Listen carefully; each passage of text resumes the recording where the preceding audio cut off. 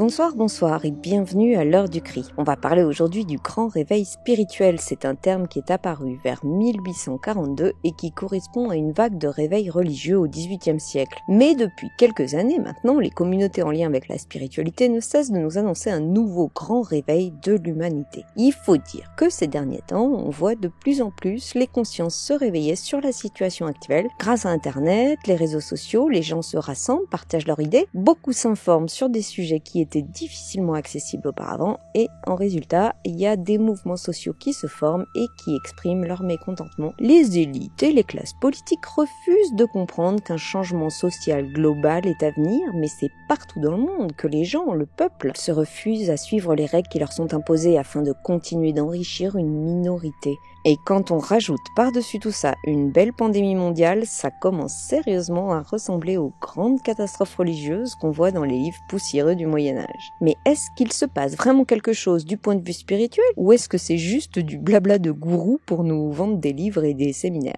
Voyons ce qui se passe d'un point de vue mesurable. La résonance Schumann, par exemple, qui représente un ensemble de pics spectraux dans le domaine d'extrêmement basse fréquence du champ magnétique de la Terre. Elle a été nommée d'après un physicien allemand, Winfried Schumann, qui avait anticipé son existence dans les années 1950. Nikola Tesla avait lui aussi émis l'idée que la cavité formée par la surface de la Terre et l'ionosphère puisse servir de guide d'onde dans les années 1900. Et de nos jours, la résonance Schumann est mesurée en continu par un réseau mondial de magnétomètres. Et elle amène beaucoup de questionnements. Parce qu'en fait, la résonance est en général autour de 7,83 Hz avec des petites variations. Mais il semble, en tout cas il a été reporté ces dernières années, que les pics étaient de plus en plus fréquents et de plus en plus hauts. En effet, en 2014, un pic allant à 8,5 Hz avait étonné les scientifiques à tel point qu'un article était paru. En 2015, c'est jusqu'à 16,5 Hz qu'on a mesuré des pics et en 2017, ce sont deux pics qui ont été enregistrés tellement gros qu'ils sortent des mesures du graphique. Ça n'avait jamais été vu avant. Et en regardant les graphiques, on voit que ces pics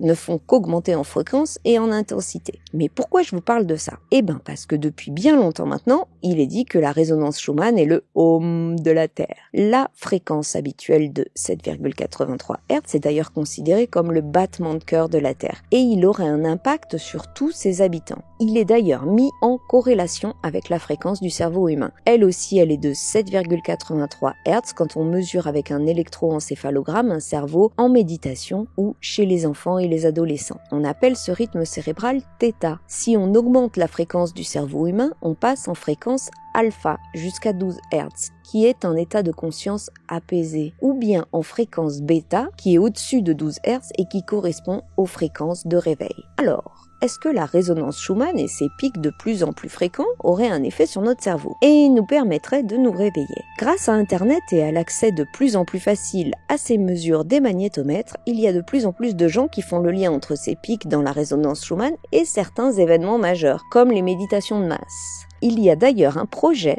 The Global Consciousness, monté par l'université de Princeton, qui utilise et étudie des générateurs de nombres aléatoires. Ils se sont rendus compte qu'un événement majeur, qui synchronise les émotions de millions de personnes, structure alors ces générateurs de nombres aléatoires. Les séquences de nombres, normalement imprévisibles, sont unifiées par un champ de conscience. Les preuves accumulées et collectées sur près de 70 sites autour du monde montrent la présence et l'activité de la conscience collective. Des nombres qui devraient être aléatoires sont structurés lorsqu'ils sont associés à des événements qui engagent nos cœurs et nos esprits. C'est pas la première fois que je parle des générateurs de nombres aléatoires. Dans ma vidéo sur l'application Randonautica, j'avais déjà avancé que notre esprit, notre intention, était capable d'influencer un générateur de nombres quantiques afin d'obtenir des coordonnées en lien avec notre intention. Impacter le monde physique grâce à son intention, c'est aussi une hypothèse largement utilisée dans la loi de l'attraction, dont je parle dans ma vidéo sur les sauts dans une autre dimension. L'université de Princeton étudie scientifiquement les effets réels de notre conscience sur le monde qui nous entoure. Et quand on regarde leurs études de cas, c'est assez impressionnant. Donc en fait, la machine génère soit le nombre 1, soit le nombre 0. Il part du principe que, comme quand on joue à pile ou face, les chances sont de 50-50 pour chaque résultat. Le générateur va donner le même nombre de fois 0 et 1.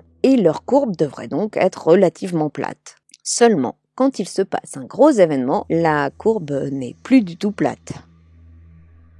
Il paraît alors évident que nous pouvons intentionnellement changer le monde et qu'on est en bonne voie. C'est vrai qu'on se sent souvent un peu insignifiant et noyé dans la masse. Il faut dire que depuis maintenant des siècles, on a une petite minorité de dirigeants qui font les règles et on se retrouve tous, le peuple, à devoir travailler pour les enrichir. On a l'impression que quoi qu'on fasse, quoi qu'on dise, quoi qu'on pense, rien ne changera. Mais nos consciences et nos émotions ne sont pas isolées à l'intérieur de nous. Elles se répandent et se regroupent entre elles, comme le montrent les études sur la conscience globale. Et les récents événements, les manifestations, le ras-le-bol général et aussi bien sûr l'amour que nous portons à notre terre a un effet tangible. Nous avons ce pouvoir, nous pouvons effectuer un changement ensemble avec l'intention d'un meilleur futur pour la planète et l'humanité. Alors, est-ce que vous pensez qu'on va tout droit vers un grand changement majeur pour l'humanité et notre planète? Vous croyez que la transition du grand réveil se passera bien? Perso, j'ai un peu peur que ça éclate complètement. Faut dire qu'on est tellement embourbé dans notre merde que j'ai un peu du mal à voir les choses se passer tranquillement. Après, je pense que c'est nécessaire, on peut pas continuer comme ça. Ça m'étonnerait que les gens